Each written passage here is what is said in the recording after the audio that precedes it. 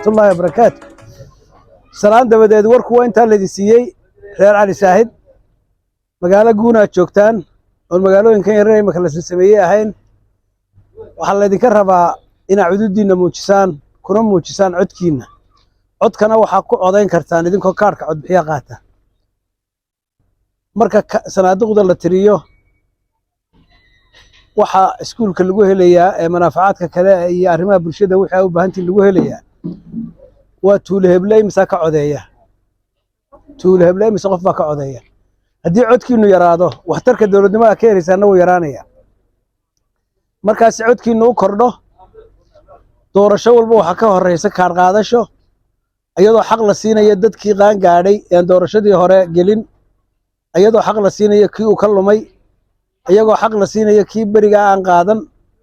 iyagoo xaq la siinayo cid wal oo cudurdaar lahayd ba markaa ayaa maanta jaaniskii dambe idiin soo maray markaa qaata kaarka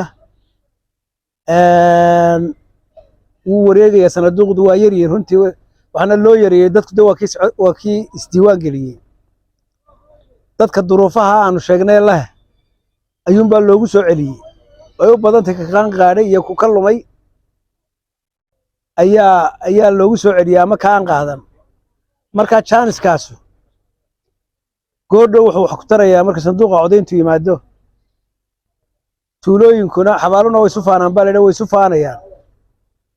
tuulada 20 qof baa ka codeeyey taa 100 baa ka codeeyey taa 500 baa ka codeeyey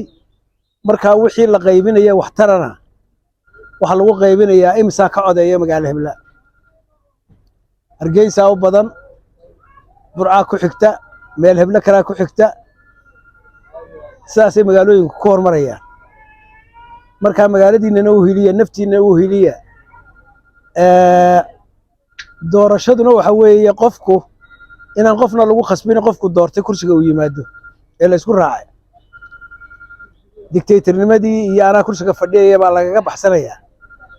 farba wax lagu bedelayaa qorina wax lagu bedeli maayo maalinkan maanta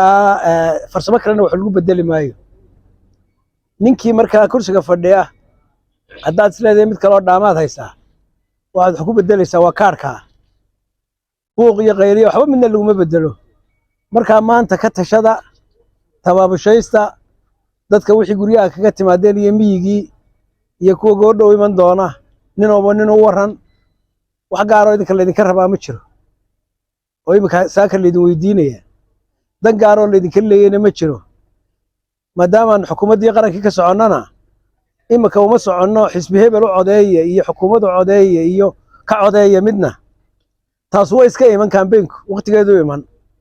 waxaana laga campaign garan doonaa waa ninka kaarka sita midaan kaar ba sidan cid wax weydiin maysidee asagii inta ariga la joogtay ayaa isku xuquuq noqonaya oo kaas waxba meesha ka baxay marka maanta bahalka xitaa ninkii iska shaxaataga ama bahasha codka iska iibsanayo lacagtu way ku jirtaa bahalka diyaarsada. Wassalaamu calaykum warahmatullahi wabarakatuh.